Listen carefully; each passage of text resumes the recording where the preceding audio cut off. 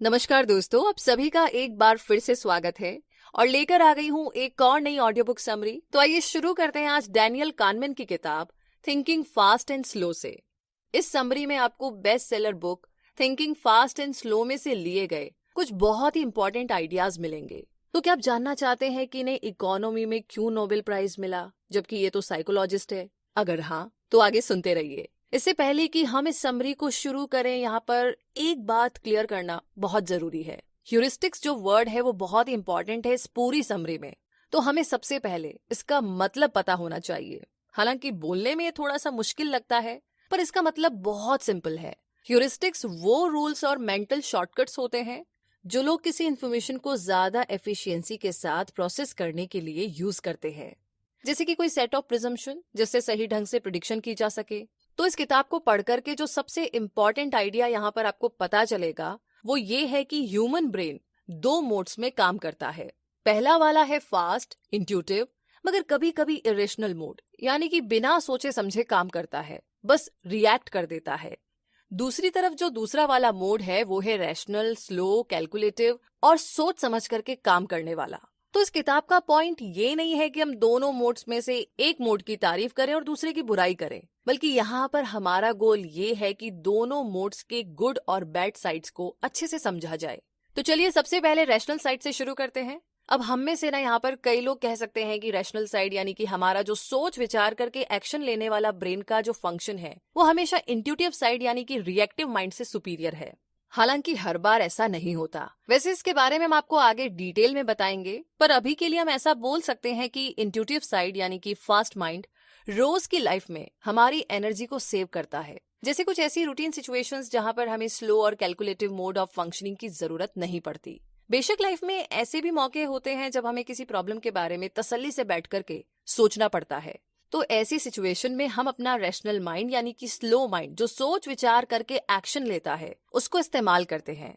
Finally ये rational यानी कि स्लो माइंड और इंट्यूटिव यानी कि फास्ट माइंड ये सब आपस में दुश्मन नहीं है, अक्सर जब ये मिलकर के काम करते हैं। अब जैसे कि फास्ट इंट्यूटिव सिस्टम की मदद से रॉ डेटा कलेक्ट और ऑर्गेनाइज किया जा सकता है, मगर उसके बाद हमारे ब्रेन का ज्यादा केयरफुल और स्लो साइड अपना काम करना शुरू कर देता है। तो हम इस समरी में ह्यूरिस्टिक्स और बायस्ड यानी कि एक तरफा सोच जो होती है उसके ऊपर ज्यादा फोकस करेंगे। जैसा कि हमने बताया कि ह्यूरिस्टिक्स कुछ रूल्स का ग्रुप होता है, यानी कि एक तरीके से हमारे माइंड की वो सब हैबिट्स जिसकी वजह से हम बहुत सी सिचुएशन में बिना कुछ सोचे समझे एक्शन ले सकते हैं। एक्शन लेते हैं जैसे कि ब्रश करना, शूज पहनना, साइकिल चलाना, और इसकी वजह से हमारी एनर्जी कम खर्च होती है। अब ऐसा जरूरी नहीं है कि हर बार इससे हमें फायदा ही हो। कई बार हम इन ह्यूरिस्टिक्स पर डिपेंड होकर सिली मिस्टेक्स यानी कि छोटी छोटी मिस्टेक्स भी कर लेते हैं। तो ये किताब आपको ऐसी सिचुएशन को समझने में मदद करेगी जब हमारे यूजुअल प्रिजम्पशन काम नहीं करते, यानी फास्ट माइंड गलती कर देता है, और जब हमें और भी स्लो और गहरी प्रोसेसिंग की जरूरत होती है। तो आइए इसे समझते हैं, जिसमें पहला कॉन्सेप्ट आता है एंकरिंग। ये एक टाइप का ह्यूरिस्टिक है जो हम तब अप्लाई करते हैं जब हमारे पास एक रेफरेंस पॉइंट होता है। जैसे कि एग्जाम्पल के लिए कोई हमसे पूछे कि नेल्सन मंडेला ने जेल में 30 साल से कम गुजारे थे या ज्यादा, तो हो सकता है कि आप कहें मुझे नहीं पता। लेकिन इंटरेस्टिंग बात तो ये है कि अगर कोई उसके तुरंत बाद आपसे पूछे कि नेल्सन मंडेला ने कितने साल जेल में बिताए थे, तो आप जरूर 30 के आसपास का टाइम लिखेंगे, क्योंकि जो पहला सवाल आपसे पूछा गया था उसके बेस पर आप इस जवाब पर पहुंचे। अब होता यह है कि जब एंकर्स रैंडमली सेट नहीं होते तो हर चीज सही काम करती है। नेल्सन मंडेला वाले एग्जाम्पल में एंकर रैंडमली सेट नहीं था, क्योंकि मंडेला ने 30 साल जेल में काटे थे। इस तरीके से एंकरिंग आपको बेस्ट एस्टिमेशन का अंदाजा लगाने में हेल्प करता है। तो अब एक दूसरी सिचुएशन देखते हैं जहां पर ये एंकरिंग ह्यूरिस्टिक आपके खिलाफ यूज की गई हो। कुछ लोग पॉन शॉप्स यानी कि ऐसी दुकानें जहां पर पुराने सामान बिकते हैं, वहां जाकर के अपना कुछ पर्सनल सामान काफी कॉस्टली बता करके बेचने की कोशिश करता है। जैसे कि स्टीव ये हमेशा करते थे, और कई बार तो काफी सारा पैसा घर लेकर आते थे। हालांकि इस बार वो एक ऐसी शॉप में गए जिसका ओनर बड़ा ही लालची टाइप का था, चालबाजी में एकदम जीनियस। तो स्टीव बेचने के लिए मामूली सामान लेकर के गए थे, जैसा सामान अक्सर हम अपने घर की छत पर रखते हैं। एक छोटा सा सोल्जर का स्टैचू जो देखने में काफी अच्छा था, और स्टीव को लगा कि शायद उसे इसके बदले कुछ डॉलर तो मिल ही जाएंगे। तो वो ये स्टैचू लेकर के पॉन शॉप पे गया और उसका दाम लगाने लगा, और अचानक दुकान वाले ने उससे पूछ लिया, तुम्हें क्या लगता है कि इस स्टैचू के तुम्हें $25 से ज्यादा मिलेंगे या कम? इस सवाल ने स्टीव को चकरा दिया। उसने मजाकिया अंदाज में कहा कि इसकी कीमत तो $25 से कहीं ज्यादा है। दुकानदार ने उसके जवाब पर ध्यान नहीं दिया और फिर पूछा, तुम्हें इस छोटे से टॉय के कितने पैसे चाहिए? स्टीव फिर अटक गया, लेकिन उसने धीरे से $30 जैसा कुछ कहा और दुकान वाले ने बिना किसी बार्गेनिंग के उसे पैसे दे दिए। उसकी इस हरकत पे स्टीव को थोड़ा शक हुआ, लेकिन फिर उसने पैसे ले लिए और शॉप से बाहर निकल गया। अब अगले दिन उसने उस दुकान में वही टॉय देखा जिस पर $200 का प्राइस लिखा हुआ था। तो यहाँ पर यह बात साफ हो गई थी कि उस दुकान वाले ने उसे उल्लू बनाया था कि उस टॉय का प्राइस $25 है। और इस तरीके से उस धोखेबाज एंकर ने लास्ट में स्टीव को बुद्धू बना ही दिया। तो ये तो रही एंकरिंग की बात, और अगले कॉन्सेप्ट में हम बात करते हैं अवेलेबिलिटी यानी कि उपलब्धता की। ये कॉन्सेप्ट कहता है कि अगर आप इसके बारे में सोच सकते हैं तो ये इंपॉर्टेंट होना ही चाहिए, किसी भी दूसरे ह्यूरिस्टिक की तरह जिस पर फास्ट सिस्टम टिका है। ज्यादातर ह्यूरिस्टिक ऑफ अवेलेबिलिटी बड़ा यूजफुल होता है। जैसे एग्जांपल के लिए जब कोई आपसे पूछे यूरोप की सबसे बड़ी सिटी कौन सी है, आप शायद जल्दी से जवाब देंगे लंदन। इसलिए नहीं कि आपको श्योर है कि यही सबसे बड़ा शहर है, बल्कि इसीलिए क्योंकि ये नाम सबसे पहले आपके दिमाग में आया और आपका जवाब सही जवाब के काफी नजदीक था, क्योंकि लंदन यूरोप में मॉस्को के बाद दूसरी सबसे बड़ी सिटी है। तो इस सिचुएशन में अवेलेबिलिटी ह्यूरिस्टिक आपके फेवर में काम करती है। वहीं दूसरी तरफ ऐसे कई एग्जाम्पल मिलेंगे जहां इस ह्यूरिस्टिक ने लोगों को चक्कर में डाल दिया, जिसकी वजह से उनके कंक्लूजन अननेसेसरी और इरेशनल निकले। जैसे कि दुनिया में सबसे ज्यादा शॉकिंग और मीडिया कवर्ड इवेंट्स बड़े बड़े प्लेन क्रैशेस ही है। तो इस तरह की बड़ी दर्दनाक घटनाओं के बाद कई दिनों तक न्यूज में इसकी रिपोर्ट्स आती रहती है। और जब आप लोगों से कार क्रैशेस या प्लेन क्रैशेस की पॉसिबिलिटी पूछेंगे, खास करके उनसे जो दिन रात न्यूज और रिपोर्ट्स को देखते हैं, तो लोग प्लेन क्रैश के कंपेयर में कार क्रैश को बहुत कम बताएंगे, क्योंकि उनके दिमाग में दिन रात न्यूज में देखी हुई प्लेन क्रैश की इमेजेस होती है। इसीलिए उन्हें लगता है कि प्लेन ज्यादा क्रैश होते हैं, बल्कि इसकी रियल में कार क्रैशेस की घटनाएं कॉमन है और ज्यादा दर्दनाक भी होती है। एक और एग्जाम्पल हम यहाँ पर लेते हैं। हम सबको पता है कि शार्क बहुत डेंजरस होती है। अगर हम स्टीवन स्पिलबर्ग की मूवी शार्क को देख करके शार्क्स के बारे में नेगेटिव इम्पैक्ट को नेग्लेक्ट कर भी दे, तो भी लोगों की ह्यूरिस्टिक ऑफ अवेलेबिलिटी का एग्जाम्पल इस बात से दे सकते हैं कि ज्यादातर लोगों को शार्क बाकी एनिमल से ज्यादा डेडली लगती है। जी हाँ, हम में से बहुत से लोगों की शार्क के अटैक को लेकर के गलत थिंकिंग भी हो सकती है, क्योंकि हमने इसे बड़े ड्रामेटिक ग्राफिक्स खतरनाक रूप में देखा है, जिसे कई न्यूज एजेंसीज बड़े फोर्स्ड तरीके से पेश करती है, क्योंकि ऐसी न्यूज ज्यादा लोग देखते हैं, जिसकी वजह से शार्क अटैक की एक खतरनाक पिक्चर हमारे माइंड में बन जाती है। और यही वजह है कि हम शार्क अटैक को ओवर एस्टिमेट करते हैं। हमें लगता है कि शार्क अटैक से ज्यादा लोगों की मौत होती है, लेकिन रियल में प्लेन से गिरकर मरने के चांसेस ज्यादा है। तो ये तो रही उपलब्धता यानी कि अवेलेबिलिटी की बात।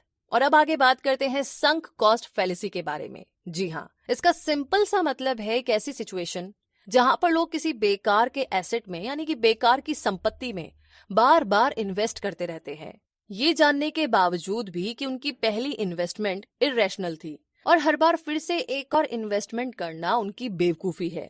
हालांकि बड़े समझदार लोग भी कई बार ऐसा करते हैं और उन्हें लगता है कि ऐसे वो खुद को रिग्रेट की फीलिंग से बाहर निकाल रहे हैं या फिर उसे गलती मानने से इनकार कर देते हैं। बेशक ऐसा करने से उनकी ईगो बनी रहती है और खुद पर एक झूठा यकीन भी। चलिए, ये झूठा यकीन तो ज्यादा देर नहीं टिकेगा, लेकिन हाँ, एक ऐसी चीज है जिसे द कॉनकॉर्ड फैलेसी कहते हैं। मतलब ऐसे रियल लाइफ सिचुएशन जो रेवोल्यूशनरी मॉडल ऑफ एयरप्लेन के दौरान हुए थे। कॉनकॉर्ड जो यूके और फ्रेंच गवर्नमेंट का जॉइंट प्रोजेक्ट था, दोनों गवर्नमेंट ने इस प्रोजेक्ट में अपनी इन्वेस्टिगेटिंग जारी रखी, ये जानते हुए कि इसकी इकोनॉमिक सस्टेनेबिलिटी बिल्कुल नल है, जीरो है और कोई भी इन कॉनकॉर्ड एयरप्लेन को अनसेफ होने की वजह से यूज नहीं करना चाहेगा। हालांकि इस प्रोजेक्ट की इनिशियल इन्वेस्टमेंट में ही काफी बड़ी रकम खर्च हुई थी, फिर भी हाई ऑफिशियल के लिए अपनी गलती को एक्सेप्ट करना इम्पॉसिबल था और ना ही वे इस प्रोजेक्ट को बंद करने को तैयार थे और इसीलिए इस प्रोजेक्ट में और इन्वेस्टमेंट करके अपने पैसों को डुबाते गए। तो चलिए अब थोड़ा आगे बढ़ते हैं और जानते हैं फ्रेमिंग के बारे में। फ्रेमिंग जो है ना, वो एक बड़ा ही इंटरेस्टिंग टाइप का ह्यूरिस्टिक और बायस्ड है, जिसे मीडिया और न्यूज एजेंसीज वाले बड़ा चढ़ा करके यूज करते हैं। फ्रेमिंग का बेस्ट एग्जांपल है जब हम क्वेश्चन थोड़ा चेंज कर देते हैं ताकि जो हमें चाहिए उसी चीज पर ऑडियंस को फोकस करने में मजबूर कर सके। जैसे एग्जांपल के लिए नीचे दिए गए दो एकदम मिलते जुलते सवालों पर लोग डिफरेंट तरीके से रिस्पॉन्ड करेंगे। पहला सवाल, क्या आप ऐसे मेडिकल प्रोसीजर को हाँ बोलेंगे जिसमें सर्वाइवल के 90% चांसेस हो? दूसरा, क्या आप ऐसे मेडिकल प्रोसीजर को हाँ बोलेंगे जिसमें डेथ होने के 10% चांसेस हो? जब हम सेम क्वेश्चन को फर्स्ट तरीके से पूछते हैं तो हम सुनने वाले को इसके गुड साइड पर फोकस कराते हैं। इसीलिए जब हम लोगों से पूछते हैं क्या वो ऐसा ऑप्शन चाहेंगे जिसमें बचने के 90% चांसेस हो, तो ज्यादा लोग इस बात को एक्सेप्ट करेंगे। वहीं दूसरी तरफ दूसरे वाले क्वेश्चन में हम बैड साइड यानी कि डेथ की रेट पर जोर देते हुए सवाल पूछते हैं, तो इस तरीके से लोग इसके नेगेटिव कैरेक्टरिस्टिक पर फोकस करने लगते हैं और इस बात के ज्यादा चांसेस है कि वो ऑपरेशन को रिजेक्ट कर दे। तो इन शॉर्ट कहे तो हमारे सवाल पूछने का जो तरीका है वो बहुत मायने रखता है और आंसर को भी चेंज कर सकता है। एक और एग्जाम्पल लेते हैं। क्रिस को पार्टीज में जाना बड़ा पसंद है, लेकिन वो ऐसे ही हर किसी की पार्टी में जाने से कतराता है क्योंकि उसे पार्टी का पूरा मजा चाहिए। इसीलिए उसके दोस्तों को बड़ी मुश्किल होती है उसे हर जगह अपने साथ ले जाने में, लेकिन फिर उन्हें इसका एक सोल्यूशन मिला। वे उसे क्लब में साथ चलने के लिए बोलते थे और उसके सामने डिस्कस करते थे कि लास्ट टाइम ना इस क्लब में उन्हें कितना मजा आया था। वे कभी भी क्रिस को उनके साथ हुए बुरे एक्सपीरियंस नहीं बताते थे और क्रिस भी इससे काफी इम्प्रेस होता था। अब एक और एग्जाम्पल है, शायद पहले वाले से ज्यादा इम्पोर्टेंट। जिस तरीके से हमें न्यूज दिखाई जाती है, ऑब्वियस है कि उसका मकसद यही है कि हम पर उस न्यूज का पूरा असर पड़े। अब जैसे कि किसी टाउन में कोई रेस्क्यू मिशन चलाया गया जो अच्छी तरह निपट गया, टाउन के ज्यादातर लोग बचा लिए गए, हालांकि कुछ लोग टेररिस्ट के हाथों मारे भी गए।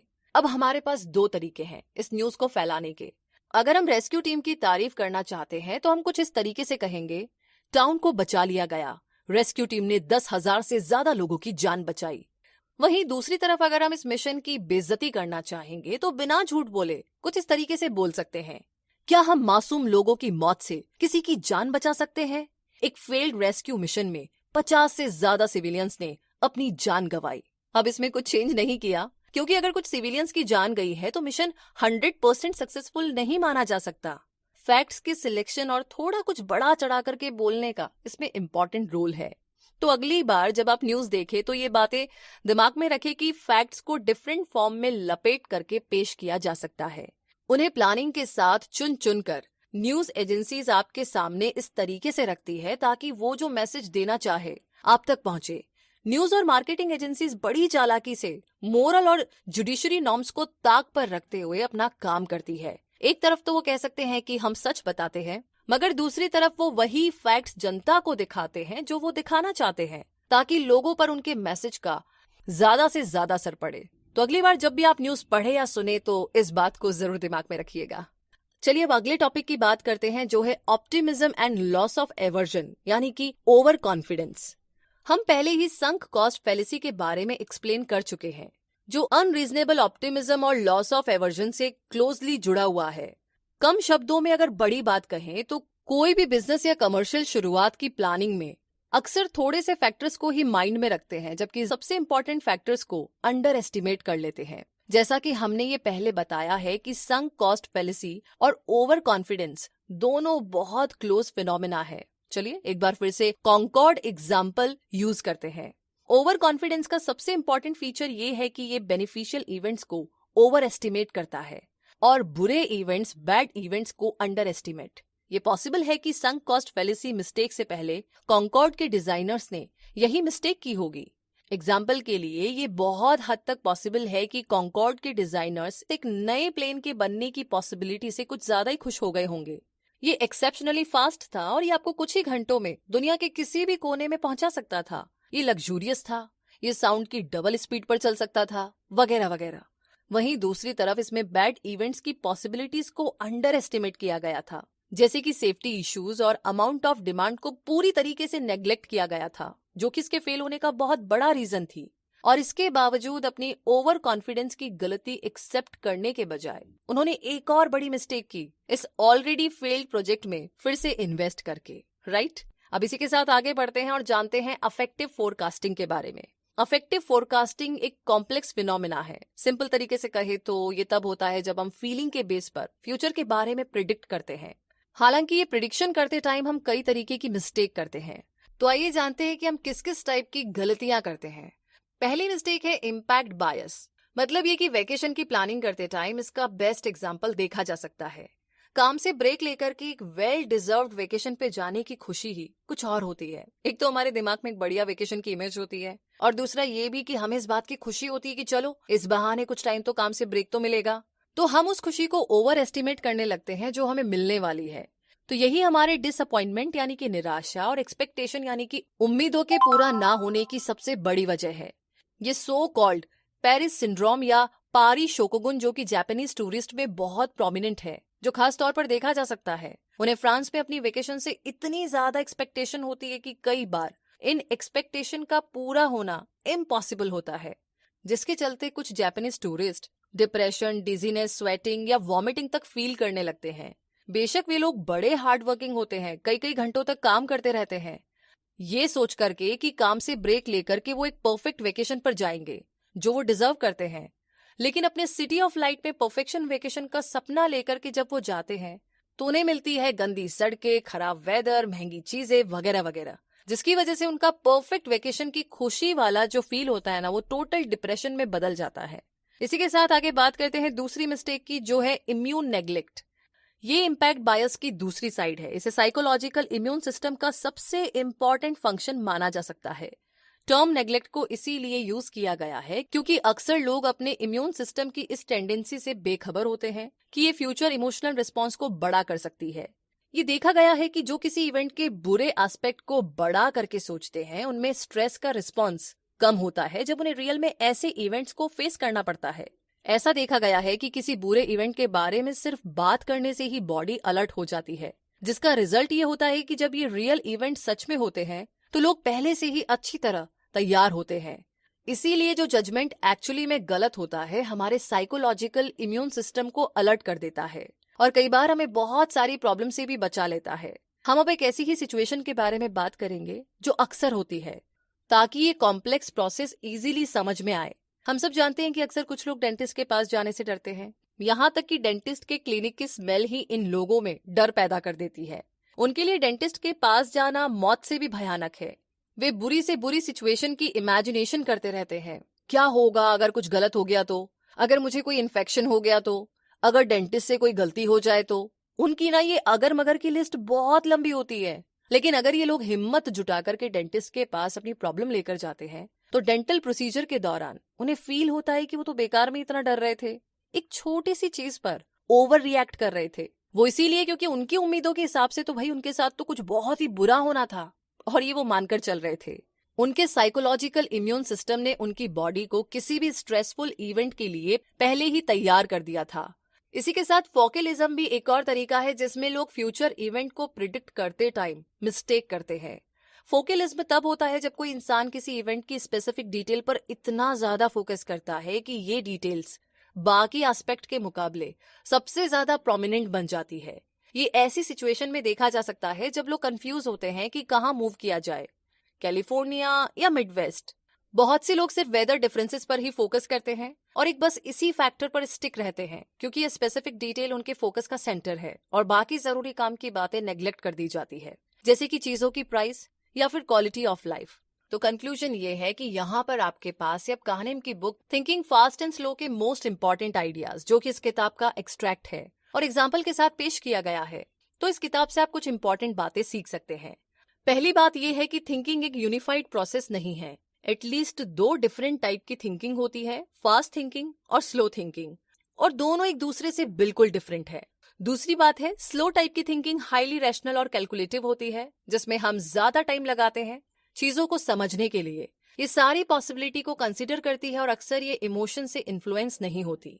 दूसरी बात है स्लो टाइप की थिंकिंग, जो हाईली रैशनल और कैलकुलेटिव होती है, जिसमें हम ज्यादा टाइम लगाते हैं चीजों को समझने के लिए, डिसीजन लेने के लिए। ये सारी पॉसिबिलिटी को कंसीडर करती है और अक्सर ये इमोशन से इन्फ्लुएंस नहीं होती। ये वाली थिंकिंग हम तब अप्लाई करते हैं जब हमें मैथमेटिक्स की कोई कॉम्प्लेक्स प्रॉब्लम सॉल्व करनी होती है या फिर अपने फ्यूचर के लाइफ प्लान्स बनाने होते हैं।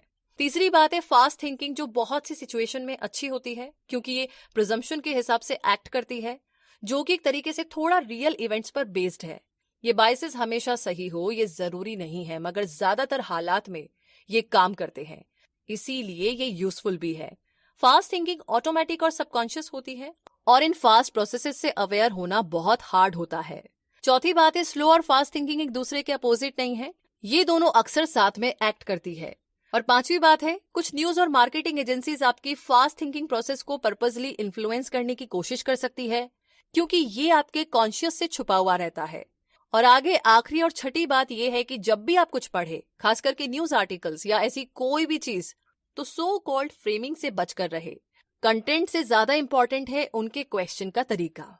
तो इन्हीं सारी बातों के साथ और इन्हीं सारे कॉन्सेप्ट्स के साथ ये समरी यहीं पर समाप्त होती है। आगे मुलाकात होगी अगली समरी में आप सभी के साथ। लेकिन ये समरी आपको कैसी लगी और इस समरी में क्या आपको सीखने को मिला, कौन सी अच्छी बात मिली, आप हमें कमेंट बॉक्स में लिख करके जरूर शेयर करें। साथ ही हमारी मेहनत के बारे में आपकी क्या राय है। अगर आपको हमारी मेहनत पसंद आई तो प्लीज हमें गूगल प्ले में रिव्यू दे करके अपना प्यार जरूर शेयर कीजिएगा। तो आगे होगी आपसे मुलाकात, तब तक के लिए जय हिंद।